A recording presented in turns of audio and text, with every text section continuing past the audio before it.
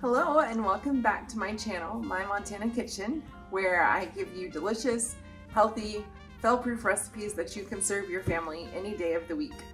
Today, I want to talk about bread. I'm going to talk about using sprouted flour for making rolls. And the main point I want you to get is that making bread and making dinner rolls in particular does not have to be hard. And it doesn't have to take hours either, because the recipe that I'm going to give you today, you can have on the table from start to finish in 30 minutes. So the way we accomplish that is we use 2 tablespoons of yeast, which is quite a lot of yeast, more than what we would typically use for a recipe. But that gives it a quick rise. So we're gonna shape them. We're gonna let them sit for 10 minutes and rest. And that will help it to relax a little bit, help the gluten to develop. And then we're gonna bake them in the oven, and they'll continue to rise as they bake in the oven. So that's what we're gonna do today. I'm gonna show you every single step. Now, if you check out the recipe that's in the description box below, there's a link that will take you to 30-minute rolls with sprouted flour. And in that recipe, you'll notice that I tell you to mix it by hand and then turn it out onto a floured surface and knead it a couple of times to get it smooth. But today, I'm gonna use my stand mixer. I have the Pampered Chef stand mixer. I love it. So that's what I'm gonna use today. But I have also very successfully used my bread machine to mix it up. So in that case, I just pour everything in the bread machine. I do the water first, then I put the flour in last, and then the yeast in after that. Do it in my bread machine, just do it on the dough cycle, let it run until it's just mixed, because my dough cycle will actually run for an hour and a half because it rises in that time also. We don't have to let it rise. So just let it mix, and then I take them out and shape them. However, that does take longer because the way the bread machine mixes, it mixes for a little bit and it lets it rest, and then it mixes a little bit and lets it rest. So you don't want to use that method if you're in a hurry and you want them done in 30 minutes. In that case, you would likely want to do it by hand or by mixer. Although I'm gonna mix it a little longer today, I think, so it may not be exactly 30 minutes. All that to say, it is totally doable in half an hour though. I've done it lots of times. Mix it in a bowl with your spoon, knead it a couple times, shape it into rolls, let them rest, bake in the oven. Super, super simple. Now, this is using sprouted flour. This is Trim Healthy Mama compliant as an e-fuel if you follow that style of eating, or if you're just looking for a healthier option for bread for your family, then this would be great as well. The sprouted flour is easier on your stomach to digest, and it's just a great way to add a little touch of healthy. Okay, so let's get started. First of all, we're gonna have warm water. You don't want it to be too hot because it can kill your yeast, and I've definitely had that happen before. So you just want it to be a little bit warmer than room temperature. The chef that I learned how to make bread from almost 20 years ago, that's how he told me, and that's worked really well for me all these years. So that's what I usually do. So I already have the water prepared here, and I'm just going to pour it right into my mixing bowl. And then I'm going to add my yeast. I keep it in this real fancy container, as you can see.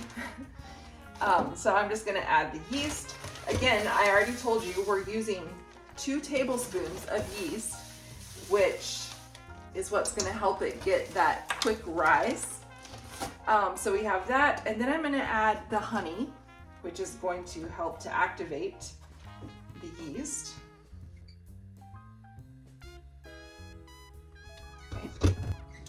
Just gonna mix that in, and then I'm gonna give it a quick mix just to make sure that it's all incorporated there.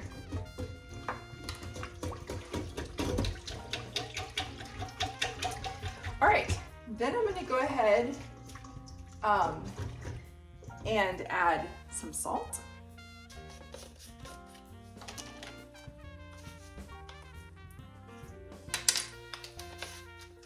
I'm gonna add a dunk of stevia to make it a little bit sweet. A dunk is 1/32 of a teaspoon, in case you're wondering. It's this little tiny measurement.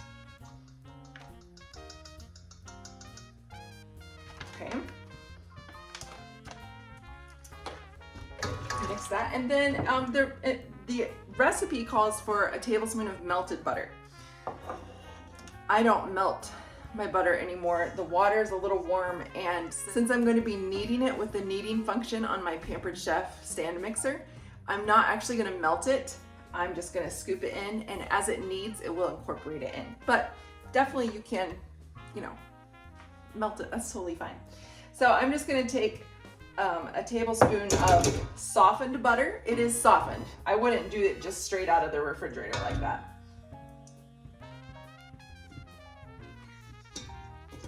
All right, so I'm going to add that, and then 1 egg, so 1 whole egg. So I'm just going to crack that into my bowl. Again, give it a little bit of a stir. All right, so here we just have liquid, okay? Then I'm going to go ahead and add the flour. And this is my favorite brand of sprouted flour. It's from Thrive Market.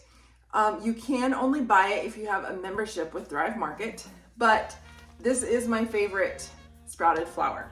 It's organic, it's white wheat sprouted flour, and it's what I use for all of my recipes when they call for sprouted flour. So I'm just gonna measure that out into my bowl here. Okay.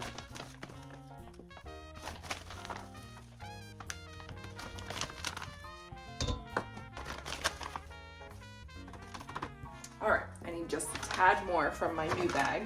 I thought that I might, so I have it sitting out and ready.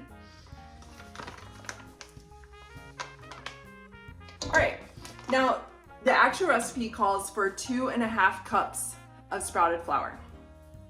I put in 2¼ cups of sprouted flour, and then I put in 1/4 cup of Vital Wheat gluten. So this just helps it to get a better rise. It makes it a little lighter, fluffier, so they're not so dense. So I'm gonna add that now. 1/4 cup. And then I'm gonna put my dough hook on. Any kind of stand mixer will work for this, or like I said, it doesn't have to be a stand mixer. You can mix it by hand. There are instructions for that in the recipe card that's linked here in the video description. Or you can do it in your bread machine and it does all the work for you. So let's get this mixing.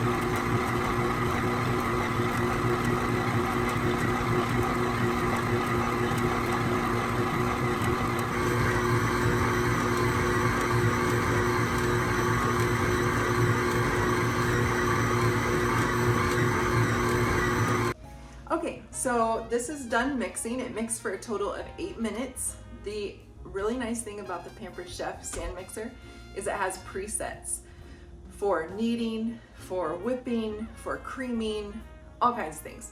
So it's gone through that completely.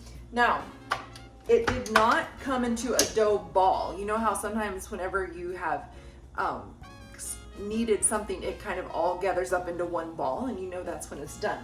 This is more of a shaggy type of dough, so it's not going to do that likely as you're kneading it in a mixer.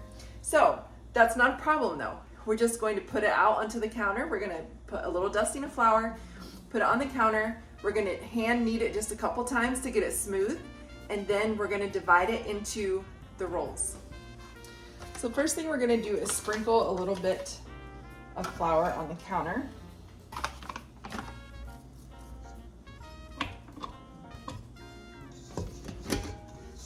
Here's what it looks like after it has finished kneading in the mixer.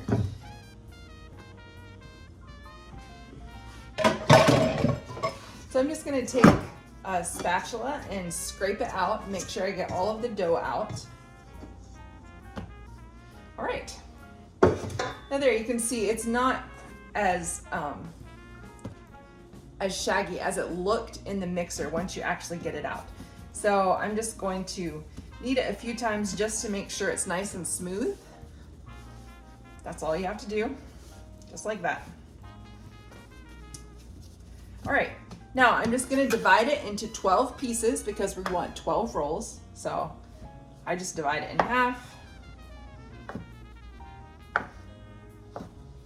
Kind of just do this number here.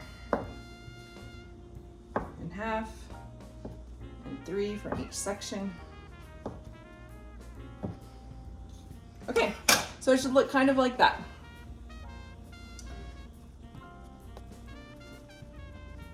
All right, if you have never shaped rolls before, it's not difficult.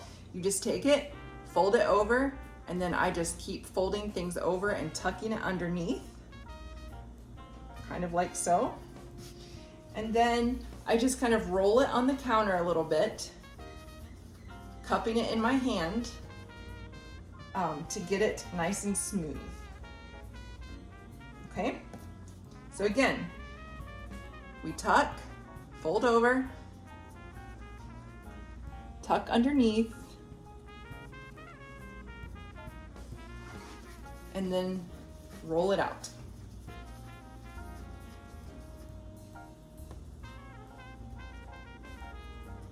Now I did not divide my dough very evenly, so some of these are going to be bigger and some are going to be smaller.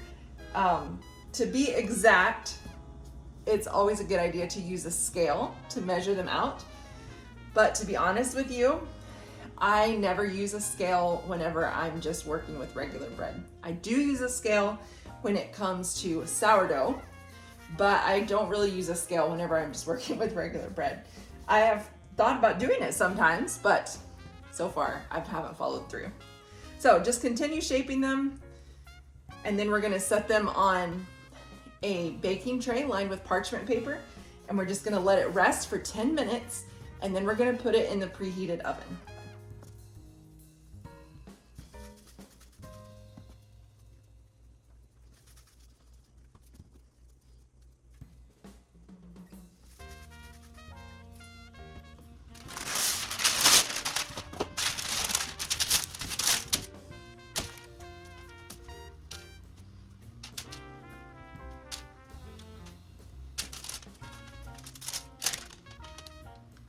Okay, so these have been resting for 10 minutes. So now we're going to make a real simple egg wash. We're just going to mix some egg white with a little bit of water. And then we're just gonna brush that on the tops. I'm just mixing a little bit of water with the egg white.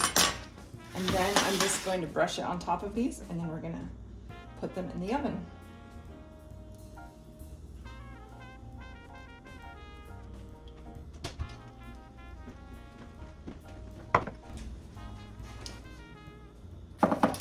Okay, here we go. Bake them for 10 minutes.